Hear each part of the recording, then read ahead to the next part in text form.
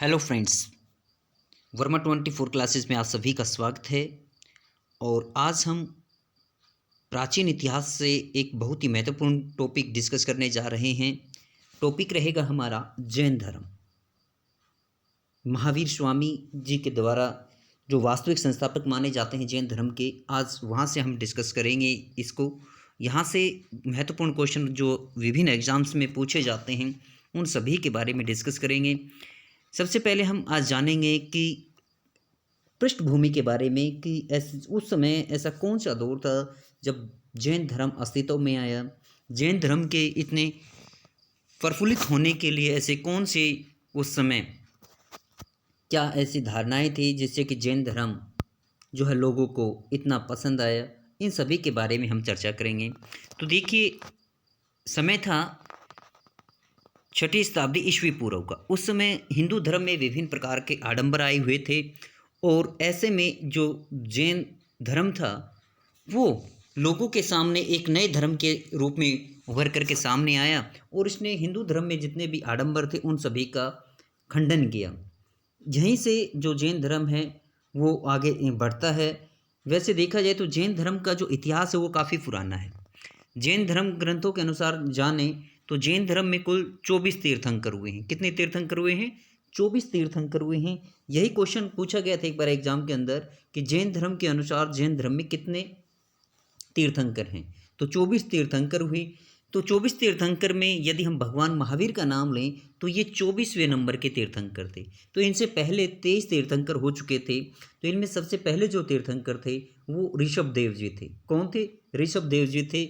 इनको आदिनाथ या वृषभनाथ के नाम से भी जाना जाता है। आदिनाथ या ऋषभनाथ के नाम से भी जाना जाता है। ऋषभ देव को जैन धर्म का संस्थापक माना जाता है। क्या माना जाता है? जैन धर्म का संस्थापक। वहीं पर यदि यहाँ पर इसके साथ संस्थापक से आगे वास्तविक शब्द और लगा दिया जाए कि जैन धर्म का वास्तविक संस्थापक कौन है, तो आपका आंसर है वो बदल जाएगा। तब जैन धर्म का वास्तविक संस्थापक माना जाता है भगवान महावीर को, क्योंकि इनके समय में ही जैन धर्म का प्रचार और प्रसार काफ़ी अधिक हुआ था, अधिक क्षेत्रों के अंदर इसका विस्तार हुआ था, इसलिए इनको जैन धर्म का वास्तविक संस्थापक माना जाता है। वहीं पर यदि हम जैन धर्म के और आगे कुछ बातें करें, चर्चा करें, तो जैन धर्म के प्रथम जो तीर्थंकर थे ऋषभ देव जी और 22वें तीर्थंकर कौन? अरिष्टनेमी जी। इनका उल्लेख ऋग्वेद में मिलता है। यानी हमें जैन धर्म की जानकारी कहाँ से प्राप्त होती है? तो ऋग्वेद में भी इनका उल्लेख मिलता है।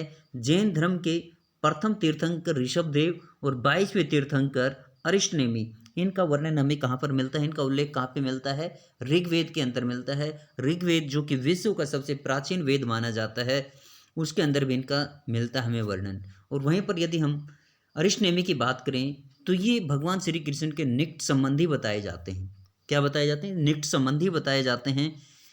जैन धर्म के 23वें जो तीर्थंकर थे पार्श्वनाथ जी थे। कौन थे? पार्श्वनाथ जी थे। और इनसे बहुत ज़्यादा क्वेश्चन बनते हैं विभिन्न एग्जाम्स के अंदर, इनसे महत्वपूर्ण क्वेश्चन बनते हैं। ये कौन थे? ये इक्ष्वाकु वंश के राजा अश्वसेन के पुत्र थे। इक्ष्वाकु वंश के राजा अश्वसेन के पुत्र थे। ये क्षत्रिय थे। वहीं पर भगवान महावीर की बात करें हम तो वो भी एक क्षत्रिय थे। इनके बारे में अगर जो हम आगे डिस्कस करें तो इन्होंने 30 वर्ष की आयु में, कितने वर्ष की आयु में? 30 वर्ष की अवस्था में इन्होंने सन्यासी जीवन को स्वीकारा था। ठीक है, किन्होंने, किनकी बातें कर रहे हैं हम? इक्ष्वाकु वंश के राजा जो पार्श्वनाथ जी थे, इन्होंने 30 वर्ष की अवस्था में सन्यासी जीवन को स्वीकारा था। ठीक है, वहीं पर यदि हम भगवान महावीर जी की बात करें तो इन्होंने कितने वर्ष की आयु में गृह त्याग किया था? इन्होंने भी 30 वर्ष की आयु में गृह त्याग किया था। भगवान महावीर ने भी 30 वर्ष की आयु में गृह त्याग किया था। अब देखिए, यहाँ पर यदि हम बात करें पार्श्वनाथ जी की, तो पार्श्वनाथ जी ने जो जैन धर्म के सिद्धांत हैं वो 4 सिद्धांत दिए थे, जो कि इस प्रकार हैं: सत्य, अहिंसा, अपरिग्रह और आस्तेय। ये 4 जो आर्य सिद्धांत माने गए हैं जैन धर्म के, ये जैन धर्म के जो 23वें तीर्थंकर थे उनके द्वारा प्रतिपादित किए गए हैं, उनके द्वारा दिए गए हैं। वहीं पर यदि हम महावीर स्वामी जी की बात करें तो इन्होंने इसमें 5वां सिद्धांत जोड़ा था, वो था ब्रह्मचर्य। कौन सा? ब्रह्मचर्य। पार्श्वनाथ जी को निर्वाण कहाँ पर प्राप्त हुआ, ये क्वेश्चन एक बार पूछा गया था कि पार्श्वनाथ जी जो कि 23वें तीर्थंकर थे, इनको निर्वाण कहाँ पे प्राप्त हुआ था। तो इनको सम्मेद पर्वत के ऊपर, कहाँ पर, सम्मेद पर्वत पर निर्वाण प्राप्त हुआ था और वहीं पर इनको ज्ञान प्राप्त हुआ था। महावीर स्वामी जी जिनके बारे में हम बार बार डिस्कस कर रहे हैं, ये कौन थे, ये 24वें तीर्थंकर थे और इन्हीं को वास्तविक तीर्थंकर माना जाता है। जैन धर्म का क्या माना जाता है, वास्तविक संस्थापक माना जाता है 24वें तीर्थंकर। तीर्थंकर शब्द जहाँ पर भी मिल जाए आपको, ये जैन धर्म से ही जुड़ा हुआ शब्द है तीर्थंकर। वहीं पर महावीर स्वामी जी के जन्म के बारे में जो इतिहासकार हैं उनमें मतभेद पाया जाता है, विभिन्न प्रकार के मतभेद पाए जाते हैं। देखिए, जैन धर्म के अनुसार यदि बात करें तो इनका जन्म 540 ईस्वी पूर्व में हुआ था, वैसे कहाँ पर, कुंडग्राम के अंदर। लेकिन कहीं कहीं पर इनका जन्म 599 ईस्वी पूर्व भी देखने को मिलता है, 599 ईस्वी पूर्व। मैं यहाँ आपको दोनों बता रहा हूँ, 599 ईस्वी पूर्व भी आपको मैं बता रहा हूँ और 540 ईस्वी पूर्व। जो जैन धर्म ग्रंथों के अनुसार है 540 ईस्वी पूर्व, और एनसीईआरटी बुक्स को आप उठाकर देखें, वहाँ पर भी आपको 540 ईस्वी पूर्व ही मिलेगा।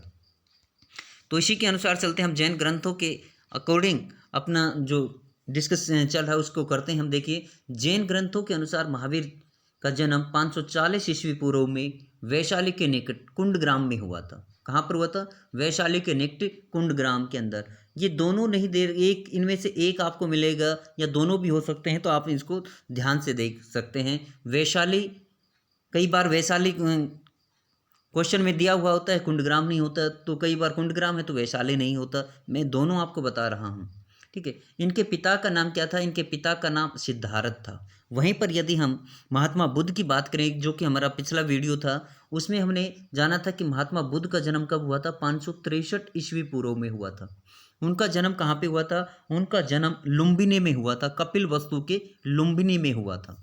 जबकि महात्मा बुद्ध का नाम क्या था, महात्मा बुद्ध का सिद्धार्थ नाम था बचपन का, महात्मा बुद्ध का बचपन का नाम सिद्धार्थ था, जबकि वर्धमान महावीर के पिता का नाम क्या है, सिद्धार्थ है। ये ज्ञात्री कुल के मुखिया थे, ज्ञात्री कुल के मुखिया थे। जबकि वहीं पर हम सिद्धार्थ की बात करें, यानी कि महात्मा बुद्ध की बात करें, तो वो शाक्य गण से संबंध रखते थे, वो शाक्य मुनि कहलाए थे। जबकि भगवान महावीर जो हैं ये यति कहलाए थे। गृह त्याग करने के बाद ये क्या कहलाए, ये यति कहलाए थे, यति, ये यति कहलाए थे गृह त्याग करने के बाद। जबकि भगवान महावीर जो हैं वो गृह त्याग किया था, तो उस घटना को महाअभिनिष्क्रमण बोला गया था। तो इनकी माता का नाम क्या था, इनकी माता का नाम था त्रिशला। भगवान महावीर की माता का नाम त्रिशला था। त्रिशला कौन थी, त्रिशला लिच्छवी शासक चेटक की बहन थी, लिच्छवी शासक चेटक की बहन थी। वहीं पर भगवान बुद्ध की माता का नाम क्या था, महामाया था, और वो किस गण से संबंध रखती थी, कोलीय वंश से संबंध रखती थी। वहीं पर यदि हम चेटक की पुत्री की बात करें, चेलन्ना, क्या नाम था, चेलन्ना, जो कि बिंबिसार की पत्नी थी। किसकी पत्नी थी, बिंबिसार की पत्नी थी। भगवान महावीर के बचपन का नाम क्या था, वर्धमान था। जबकि महात्मा बुद्ध के बचपन का नाम सिद्धार्थ था। यहीं पर यदि हम इनके बड़े भाई की बात करें, तो इनके बड़े भाई का नाम नंदीवर्धन था, जिनसे आज्ञा लेकर ये अपने माता पिता की मृत्यु होने के बाद क्या करते हैं, संन्यास ग्रहण करते हैं। यहीं पर यदि हम इनकी पत्नी की बात करें, तो भगवान महावीर की पत्नी का नाम यशोदा था और महात्मा बुद्ध की पत्नी का नाम यशोधरा था। उनकी पत्नी का नाम क्या था, यशोधरा, और इनकी पत्नी का नाम क्या है, यशोदा। देखिए, भगवान महावीर का नाम बड़ा है, पत्नी का नाम छोटा है। महात्मा बुद्ध का नाम छोटा है, पत्नी का नाम बड़ा है। इससे हम इस लिंक करके देख सकते हैं। ठीक इसी प्रकार से हम देखें तो जो महावीर स्वामी और उनकी जो पत्नी थी यशोदा, उनसे इनको एक पुत्री प्राप्त हुई थी जिसका नाम था अणोजा, अणोजा प्रियदर्शनी। क्या नाम था, अणोजा प्रियदर्शनी। जब इनके पिता की मृत्यु हो जाती है, जब इनकी आयु 30 वर्ष की थी, तो उस समय इनके माता पिता की मृत्यु हो जाती है और ये अपने भाई नंदीवर्धन से आज्ञा लेकर के संन्यास ग्रहण करते हैं। कौन, भगवान महावीर संन्यास ग्रहण करते हैं अपने बड़े भाई नंदीवर्धन से आज्ञा लेकर के। 12 वर्षों की कठिन तपस्या के बाद, जी हाँ देखिए, 12 वर्षों की कठिन तपस्या के बाद कहाँ पर? जृंभिक ग्राम के निकट, जृंभिक ग्राम के समीप ऋजुपालिका नदी। यहीं पर यदि हम महात्मा बुद्ध की बात करें तो उनको बोध गया के अंदर, बोध गया के अंदर निरंजना नदी के तट के, जिसको कि आज फल्गु नदी के नाम से बोलते हैं, वहाँ पर ज्ञान प्राप्त हुआ। उनको वट वृक्ष के नीचे और इनको साल वृक्ष के नीचे ज्ञान प्राप्त हुआ था। उनको 6 वर्ष की आयु, 6 वर्ष कठोर तपस्या करने के बाद, जबकि इनको 12 वर्ष कठोर तपस्या करने के बाद ज्ञान प्राप्त हुआ। वो ज्ञान प्राप्त करने के बाद बुद्ध कहलाए, ये ज्ञान प्राप्त करने के बाद जिन कहलाए। महावीर स्वामी जी ज्ञान प्राप्त करने के बाद जिन कहलाए, महात्मा बुद्ध ज्ञान प्राप्त करने के बाद बुद्ध कहलाए। जिन का मतलब होता है विजेता, जिन का मीनिंग क्या होता है? विजेता। और ये उसके बाद क्या कहलाए? अरहत कहलाए। अरहत, अरहत का मतलब होता है पूजनीय, यानी इनको पूजनीय माना गया। ये निर्ग्रंथ कहलाए। निर्ग्रंथ का मतलब होता है बंधनहीन, यानी सांसारिक बंधनों से मुक्ति मिल जाना। इन्होंने अपना प्रथम उपदेश कहाँ पे दिया? इन्होंने अपना प्रथम उपदेश दिया राजगृह के अंदर। कहाँ पे दिया? राजगृह के अंदर। वहीं पर हम महात्मा बुद्ध की बात करें, उन्होंने अपना प्रथम उपदेश सारनाथ में दिया था। इनकी भाषा जनसाधारण की भाषा थी अर्धमागधी, या हम इसको प्राकृत भी कहीं कहीं पर बोलते हैं, लेकिन अर्धमागधी जो है ये प्राकृत से पहले की भाषा है। बाद में जो अर्धमागधी का बिगड़ा हुआ रूप वो प्राकृत भाषा थी। जबकि वहीं पर हम महात्मा बुद्ध की बात करें तो उन्होंने पाली भाषा में, क्योंकि उस समय उस क्षेत्र के अंदर पाली भाषा बोली जाती थी। वहीं पर महावीर स्वामी का जो प्रथम शिष्य हुआ, महावीर स्वामी का प्रथम शिष्य इनका दामाद जामिल था, क्योंकि इनकी एक पुत्री थी अणोजा प्रियदर्शनी, उनके पति का नाम था जामिल, यही इनके प्रथम शिष्य बने थे। यहीं महिला की बात करें तो चंपा के शासक दधिवाहन की पुत्री चंदना, कहीं कहीं पर चंदना का नाम चंपा भी मिलता है, ये महावीर स्वामी की प्रथम भिक्षुणी बनी थी। प्रथम भिक्षुणी कौन थी?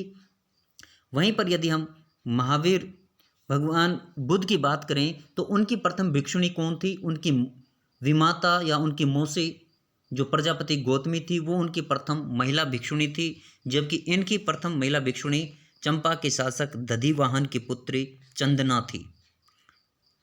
वहीं पर हम बात करें कि इनको निर्वाण प्राप्त कब हुआ, यदि हम इनके 540 ईस्वी पूर्व, यदि हम इनकी आयु जन्म 540 ईस्वी पूर्व मानते हैं, तो इनकी जो स्वामी जी की मृत्यु है वो 468 ईस्वी पूर्व हुई। कब हुई? 468 ईस्वी पूर्व। यदि हम इनकी आयु, इनकी जो जन्म 599 ईस्वी पूर्व मानते हैं, तब इनका आंसर आपको मिलेगा 527 ईस्वी पूर्व। तो दोनों मैं आपको बता रहा हूँ, साथ साथ दोनों को तुलना करके बता रहा हूँ, कंपैरिजन में बता रहा हूँ। और इनको जो निर्वाण प्राप्त हुआ या इनको जो मोक्ष प्राप्ति हुई वो पावापुरी के अंदर। पावापुरी कहाँ पर है? ये वर्तमान बिहार के अंदर है। और यहाँ पर मल्ल राजा सृष्टिपाल जो थे, मल्ल राजा सृष्टिपाल, इनके राजमहल में इनको निर्वाण प्राप्त हुआ था। यानी भगवान महावीर को निर्वाण प्राप्त कहाँ हुआ था? मल्ल राजा सृष्टिपाल के महल में इनको निर्वाण प्राप्त हुआ था। चलिए हम जैन धर्म से संबंधित जो प्रमुख तीर्थंकर हैं उनके कुछ प्रतीक चिन्ह देख लेते हैं, क्योंकि यहाँ से भी क्वेश्चन बनते हैं। प्रथम तीर्थंकर थे हमारे ऋषभ देव जी। इनका जो प्रतीक चिन्ह है वो क्या था? सांड था। क्या था? सांड था। वहीं पर अजीतनाथ जो कि दूसरे तीर्थंकर थे, उनका प्रतीक चिन्ह क्या था? हाथी था। संभवनाथ जो तीसरे नंबर के थे, इनका प्रतीक चिन्ह घोड़ा था। वहीं पर यदि महात्मा बुद्ध की बात करें, घोड़ा कहाँ का प्रतीक था? घोड़ा उनका गृह त्याग का प्रतीक था। ये संपार्श्वनाथ जो कि 7वें नंबर के थे, इनका स्वास्तिक था। शांतिनाथ जो कि 16वें नंबर के थे, इनका हिरण था। मल्लीनाथ जो कि एकमात्र महिला तीर्थंकर थी, उनका प्रतीक चिन्ह कलश था। नेमिनाथ जो कि 21वें नंबर के थे, इनका नील कमल था। अरिष्ट नेमी जो कि भगवान श्री कृष्ण के निकट संबंधी बताए जाते हैं, इनका शंख था। क्योंकि आप महाभारत में देखते हैं कि महाभारत के अंदर श्री कृष्ण क्या बजाते हैं? शंख बजाते हैं। तो इससे आप रिलेट करके याद कर सकते हैं। पार्श्वनाथ जी जैसे कि आप पार्श्व लिखते हैं तो उसके ऊपर जो रे आता है उस रे को कैसे घुमा हुआ बनना देखते हैं, वैसे सांप कुंडली मारकर बैठता है तो वही सेम आकृति बनती है। तो पार्श्वनाथ जी के प्रतीक चिन्ह क्या थे? सर्प था। और महावीर स्वामी जी का प्रतीक चिन्ह क्या था, जो कि 24वें और वास्तविक संस्थापक माने जाते हैं जैन धर्म के, इनका था सिंह। क्या प्रतीक चिन्ह था? सिंह था इनका। यहीं पर हम जैन धर्म के कुछ सिद्धांत देख लेते हैं। जैन धर्म के अंदर प्रमुख 3 सिद्धांत दिए गए हैं, वो क्या हैं देखिए। इनको त्रिरत्न बोला गया है। जैन धर्म के अंदर त्रिरत्न जो हैं, सम्यक दर्शन, सम्यक ज्ञान, सम्यक आचरण। वहीं पर यदि हम बौद्ध धर्म की बात करें तो उसमें भी त्रिरत्न दिए गए हैं, लेकिन उसमें क्या है? बौद्ध, धम्म और संघ। बौद्ध, धम्म, संघ वो प्रमुख थे। यहीं इनके अंतर्गत इन 3 जो त्रिरत्न है, इनके अंतर्गत 5 अनुशीलन भी हैं, जिनको अणुव्रत या महाव्रत भी कहते हैं। क्या है ये? अहिंसा, सत्य वचन, अस्तेय, अपरिग्रह। ये और इसके अंदर जो 5वां जोड़ा गया था ब्रह्मचर्य, ये 5वां महावीर स्वामी जी ने जोड़ा था, जो कि आगे चल करके 24वें तीर्थंकर थे और पार्श्वनाथ जी 23वें तीर्थंकर थे।